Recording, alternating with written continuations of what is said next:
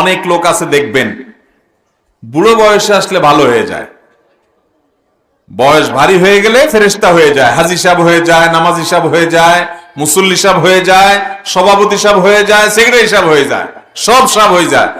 কিন্তু যৌবন কালে যত অপকর্ম আছে, উল্টাপাল্টা আছে, ভুল পথ আছে, সব দিকে পা মারায়। আছে না নাই?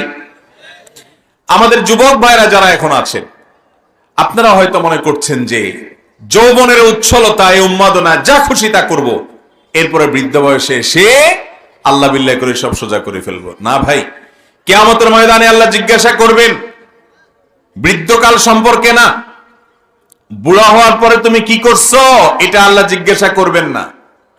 গোটা জীবন সম্পর্কে জিজ্ঞাসা হবে, আর আলাদা করে স্পেশাল কোশ্চেন হবে, প্রশ্ন হবে যে তোমার যৌবন কালটা কিভাবে কাটাইছো সেটা বলো। যে যুবক তার যৌবন কাল আল্লাহর ইবাদতে কাটিয়েছে, শাবুন নাশা ফি ইবাদাতিল্লাহ, যে যুবক তার যৌবন কালটা, যৌবনের সময়টা আল্লাহর ইবাদতে কাটিয়েছে, সে ফজরের নামাজ জামাতের সাথে পড়েছে, সে 5 ওয়াক্ত নামাজ পড়েছে, সে যৌবন কালকে নষ্ট দিয়ে ভরে নাই, পবিত্র দিয়ে সে তার যৌবন কালকে পবিত্রতা দিয়ে সাজিয়েছে।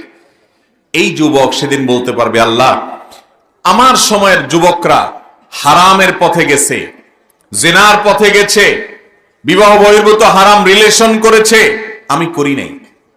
আমি নিজেকে সেফ রাখার চেষ্টা করেছি, যুদ্ধ করেছি, সংগ্রাম করেছি। আল্লাহ, আমার পথের যুবকরা ধূমপান করেছে, মাদকের দিকে হাত বাড়িয়েছে, নানা মেয়েকে উত্ত্যক্ত করেছে, গায়ের জোরে অন্যের উপরে জুলুম করেছে, অনেক অন্যায় করেছে, আমি করি নাই আল্লাহ। তাহলে এই যুবক আল্লাহর কাছে জবাব দেওয়ার মতো জায়গা রেখে গেল।